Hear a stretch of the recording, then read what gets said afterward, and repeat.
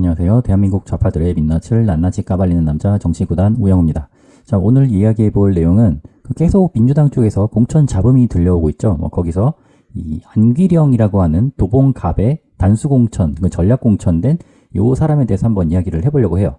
이게 이슈가 되고 있는 게 이분이 외모 이상형 월드컵을 진행하는데 차은우랑 이재명을 댔을 때 자기는 이재명이 더 잘생겼다는 거야. 물론 이게 뭐 약간 그 재밌는 분위기 속에서 약간 예능식으로 찍은 거기는 하지만 이게 일반적으로 차은우가 나오면 그 외모적인 부분에서는 다들 차은우는 못 이기지 약간 다 그런 분위기잖아요, 우리나라에서는. 그런데 그럼에도 불구하고 무조건 이재명이래. 이 앞전 질문에서는 문재인 대통령 대 이재명은 이재명, 조국 대 이재명은 이재명, 무조건 이제 이재명이 최고라는 거지. 그런데 이 사람이 왜 이렇게 대답을 했느냐? 왜냐하면 이 사람은 원래 그 YTN의 프리랜서 앵커였어요. 그러다가 2022년 1월에 더불어민주당 상근 부대변인으로 이제 정치에 입문을 하면서 이재명 당시 이제 대통령 후보와 이제 인연을 맺은 거죠. 그래서 어떻게 보면은 이재명이 자신의 정치적 끈이야, 끈. 그러니까 무조건 이재명한테 좋은 소리를 할 수밖에 없는 상황인 거죠.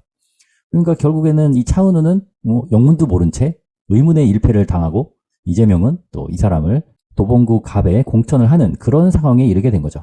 근데 이 영상을 찍으면서 이재명만 얘기를 꺼낸 게 아니라 김남국도 같이 나왔었어요. 근데 김남국은 김남길보다 낫다. 김남길보다는 김남국이 낫다라고 답변을 해서 그것도 좀 이슈가 됐었는데, 그래가지고 같이 방송에 나온 이후에는 핑크빛 유료 둘이 잘 됐으면 좋겠어요 있다는 얘기가 나왔었는데, 지금 김남국은 코인 때문에 좀 끈떨어진 연이 돼버려서 조금 이제 정치적인 그 격차가 생기게 됐죠. 이분은 이제 도봉구 갑이면은 자기가 이제 그쪽에 연고도 없는데 지금 현재 거기 더불어민주당이 현역 의원이 있는 상황인데 그쪽에다가 전략 공천을 했으니까 민주당 입장에서는 거의 되는 분위기로 이 안기령이라는 사람을 도봉구 갑에다가 꽂은 거야. 근데 이제 김남국은 코인 이슈 때문에 이번에 공천을 받지 못할 거니까 두 분께서 핑크빛 기류가 다시 일어난 일은 없지 않을까라는 생각을 합니다. 그런데 이 안기령은 어쨌거나 YTN의 프리랜서 앵커, 그러니까 비정규직 앵커였긴 했지만 그래도 선배 앵커가 또 있잖아요, 더불어민주당에.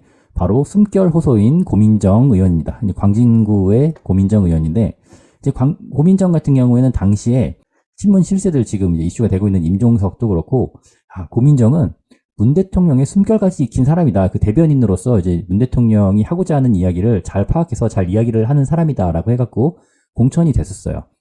그리고 이 당시에 이제 임종석이 이렇게 유세 지원도 많이 나오고, 그리고 이인영 전 장관도 당선되면 문 대통령이 굉장히 기뻐하실 것 같아요. 좀 말이 웃기긴 한데 뭔가 우리 수령님이 좀 기뻐하실 것이라는 그런 뉘앙스 같기도 하고, 그리고 임종석은 문 대통령의 숨결까지 이해한 사람이다라고 평가를 했어요.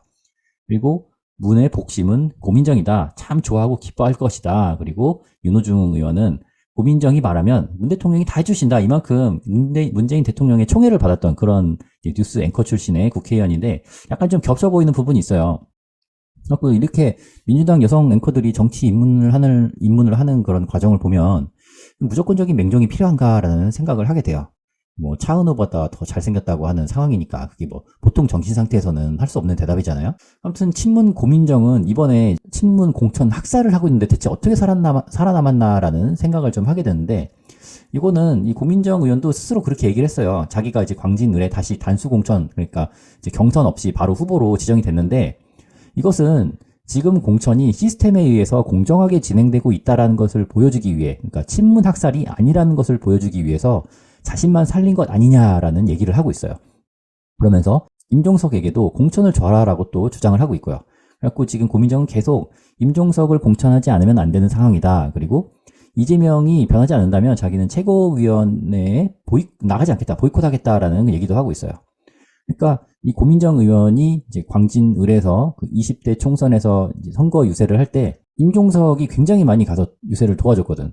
그러다 보니까 나름대로의 의리는 있는 것 같아요. 그러니까 자기가 이번에 공천은 됐지만 내 공천이 중요한 게 아니라 임종석도 성동에 공천을 해줘야 된다라고 이야기를 하는 거고, 그리고 제가 판단하기에 왜 고민정이 이렇게 임종석에게 의리 때문만은 아닐 거라고 생각을 하는데, 지금 친문이 다 찍혀져 나가는 상황에서 친문 핵심 임종석은 구해야 한다는 생각을 하고 있는 것 같아요. 왜냐하면은 이번 총선 이후에 자기가 얘기한 것처럼 자기는 이번에 그냥 친문 학살이 아니라는 것을 보여주기 위해서 한번 자리를 준 것이고, 이번 총선 이후에는 자기가 쳐내지지 않을 거라는 보장이 없잖아. 지금 이전까지는 그래도 친문 세력이 남아있었기 때문에 그 중에서 일부를 살려놓은 것 뿐인데, 이제 점점 친문을 지우고 친이계로 민주당을 가득 채우다 보면, 고민정은 이미 이재명에 대한 좀 이런 뭐 안 변하면 계속 불참 이런 식으로 부정적인 발언을 했기 때문에 결국에는 지켜져 나갈 거란 말이에요. 근데 이 고민정 의원 같은 경우에는 지금도 이제 40대인데 이번에 총선에서 당선이 된다 하더라도 50대에는 뭐 하고 살 거야? 이 정치판에서 굴러먹다가 어디 가가지고 뭐 딴 거 하기도 좀 그러고 계속 정치판을 기웃기웃 거려야 되는데 그 이후로는 사실상 할 일이 없는 거죠. 지금 다시 뭐 앵커로 돌아가겠습니다. 이것도 안 되는 거고, 그렇다고 해서 정치 패널로 데려갈 만한 그런 말주변이 있는 것도 아닌 것 같아요. 제 생각에는. 그렇기 때문에 어쨌든 친문 세력을 살려서 계속 이 당 내에서 이제 세력을 유지해 나가야 되는데, 만약에 이번에 임종석이 안 된다면, 제대로 된 지역구를 공천받지 못하고 험지 출마로 나가게 된다면 결국 임종석은 정치적인 은퇴를 맞이하게 될 것이고, 그 다음 순번은 자기라는 걸 알고 있는 거죠. 그렇기 때문에 이렇게 임종석 구하기에 몰두를 하는 것 같아요. 하지만 이재명은 친문을 살려둘 생각이 없어요. 왜냐하면 고민정 같은 경우에는 계속 윤 정권 심판론에 쓸만하다고 판단을 하고 있기 때문에 살려둔 것 같아. 고민정 같은 경우에는 이미지가 굉장히 좋거든요. 뭐 가난한 시인과 결혼을 해서 뭐 정말 사랑만으로 결혼을 하고, 그리고 대학교 때에 어떻게 보면 첫사랑과 결혼을 한 그런 아주 지고지순한 그런 이미지가 있기 때문에 민주당 지지자들 사이에서는 뭐 이미지가 굉장히 좋아요.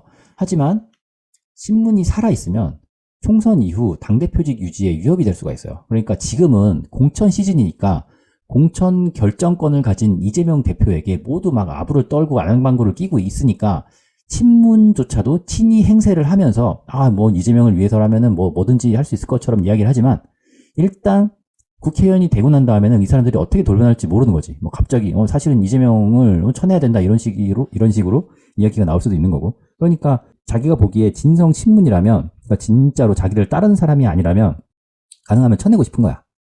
왜냐하면은 당대표직을 잃을 경우에 방탄의 어려움을 겪을 수 있기 때문이에요. 그러니까 이전에 작년에도 이제 이재명이 한번 구속영장이 기각된 일이 있는데, 요게 만약에 당대표가 아니었다면 영장이 기각되지 않았을 거라고 저는 생각을 해요. 이게 제1야당의 당대표이기 때문에 한번 봐줬다고 해야 되나? 그거 좀 정치적으로 부담이 있는 상황이었기 때문에 판사도 구속을 시키기가 굉장히 어려웠다. 그래서 당대표가 아니라면 바로 구속될 수 있는 우려가 있기 때문에 어떻게든 방탄을 위해서 자기의 세력으로 민주당을 가득 채우려고 할 겁니다. 그러니까 지지율이 계속 떨어지는 와중에도 그걸 포기를 못하는 거지.